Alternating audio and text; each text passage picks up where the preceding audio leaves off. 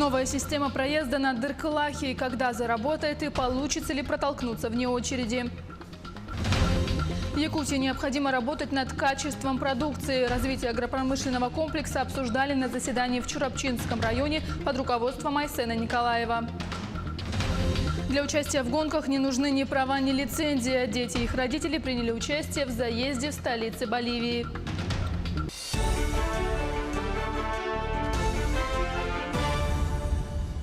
Это новости в прямом эфире, в студии Юлия Великодная.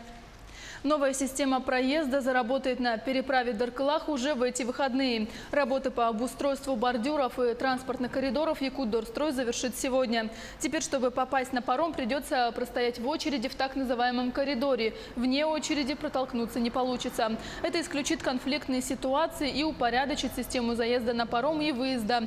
Напомним, исполняющий обязанности председателя правительства Владимир Солодов дал поручению руководству Якутска оптимизировать систему движения в пределах границ паромной переправы, благоустроить причалы и принять меры по усилению на них охраны и правопорядка.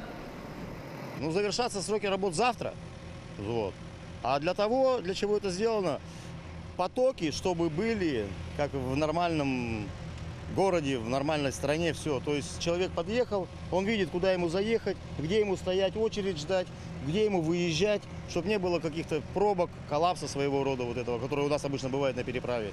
Чтобы все было разветвление потоков.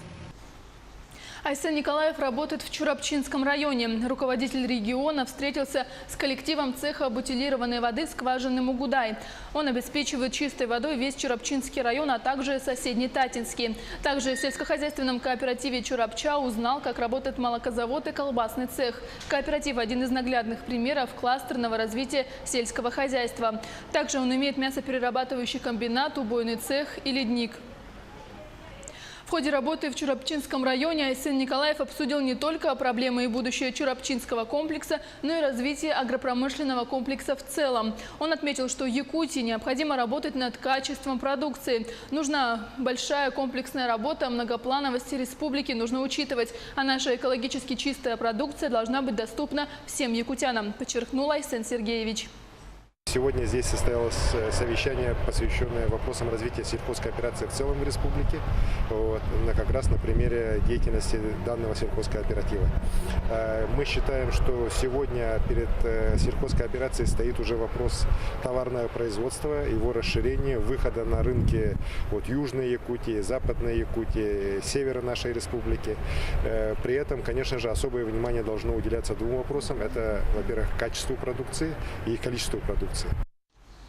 Энергетики Нерюнгринской ГРЭС завершают работы на магистральных тепловых сетях в Нерюнгри и поселках Серебряный Бор и Беркакит. С 13 по 17 августа пройдут гидравлические испытания, поэтому 13 августа будет снижена температура воды. 14 с утра до вечера будут проводить испытания магистральных тепловых сетей на прочность и плотность. В этот день остановят подачу горячего водоснабжения.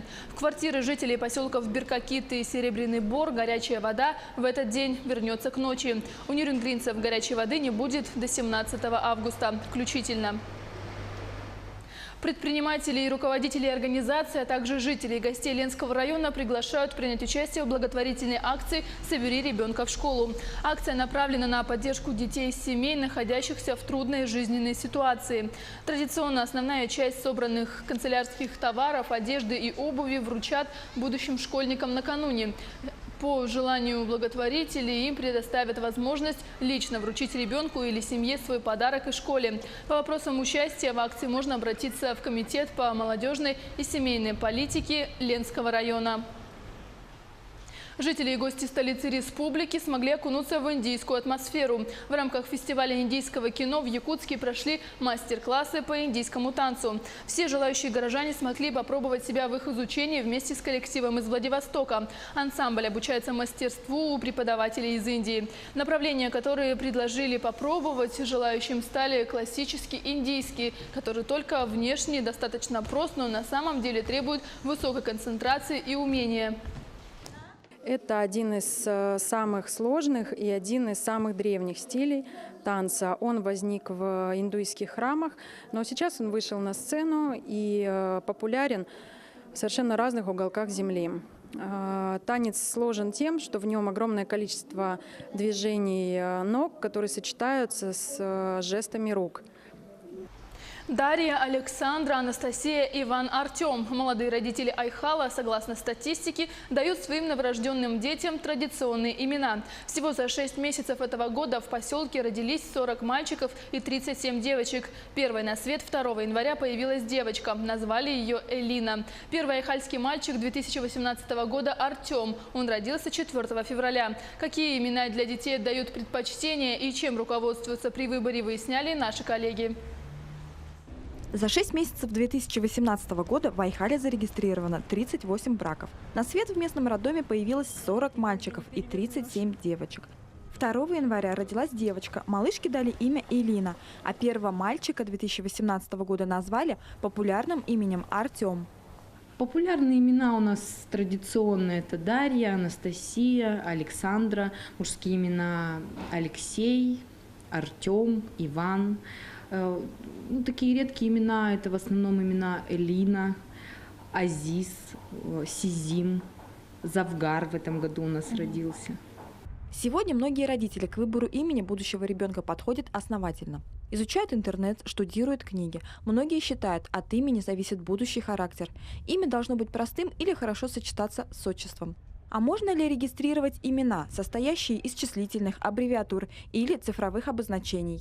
21 апреля 2017 года были внесены изменения в федеральный закон об актах гражданского состояния. В связи с этим не разрешено давать имена детям, которые несут оскорбительный характер, либо имеют какие-то численные цифры. То есть. Каким именам для детей отдают предпочтение и чем руководствуются при выборе имени будущего малыша? Этот вопрос мы задали будущим и состоявшимся родителям. Имя Елисей мы для нашего сына выбирали очень долго. Мама у нас долго не соглашалась. И поэтому просто, чтобы не было у нее никакого выбора, я ей сказал либо Добрыня, либо Елисей. Выбор был очевиден. Сам хотел, назвал Робертом, а это уже супруга назвала. Тамерлан. Нравится Амина, Алина. Вот такие имена. Популярное Хабиб. Очень красивое имя. И значение красивое, и имя хорошее. Вот, сына, если родится сын, назову Хабибом. Мы стараемся называть старыми славянскими именами. У нас Илья, Анфиса. Мы хотели Стефания, дочку назвать. В отделе ЗАГС советуют, с выбором именем будущего малыша можно не торопиться. Российское законодательство дает целый месяц для регистрации новорожденного. Альбина Шарафединова, Денис Хазов, телеканал «Алмазный край». Юниор из Нерингри, выпускник Алданской детской юношеской школы по лыжному спорту, студент училища Олимпийского резерва Николай Чуфистов стал первым в истории Якутии чемпионом России среди юниоров по летнему биатлону. Он одержал победу в спринтерской гонке, при этом допустил 1 промах и показал лучшее время 25:20. Еще один спортсмен из Якутии Никита Шестаков из Амги занял 46-е место. Завтра в рамках первенства пройдут смешанные эстафеты, где также выступят наши биатлонисты. Завершится соревнование массовым стартом в воскресенье. Гонки без рева моторов и лошадиных сил. В столице Боливии прошел заезд на самодельных болидах. Подробность в репортаже Романа Чурикова. Для участия в этих гонках не нужны ни права, ни суперлицензия. В столице Боливии, Ла-Пасе, несколько десятков детей и их родителей приняли участие в заезде на самодельных болидах. Тележки для этих состязаний создают из любых подручных материалов. В ход идет все – от старых велосипедов до корыт и тазов. Мотора нет, вместо этого сила всемирного тяготения, ведь тачки катятся с горы. Спорт этот семейный. Нередко механик в экипажах папа пилота, а штурман – мама. Наш карт очень безопасный. Мы участвуем всей семьей. Жду не дождусь, когда сможем пересечь финишную черту и завоевать медаль. Гонки на самодельных болидах стали популярными в Боливии еще в 50-е годы. Идею подсмотрели у американцев. Сейчас уже есть целые династии, которые за 70 лет не пропустили ни одного заезда. Сами карты с тех пор изменились не очень сильно. Все так же нередки и аварии. Мне понравилось, я люблю гонки. Я чуть не свалился в самом конце. Меня несло к трибунам, но я все же смог отрулить. А вот в самом начале я упал. Но все равно все прошло хорошо. Призы в этих состязаниях получают не только самые быстрые участники, но и самые стильные. А еще те, кто создал самый необычный болид. Кто знает, может, кто-то из этих ребят в будущем станет первым пилотом Формулы-1 из Боливии. На этом все. Оставайтесь с нами.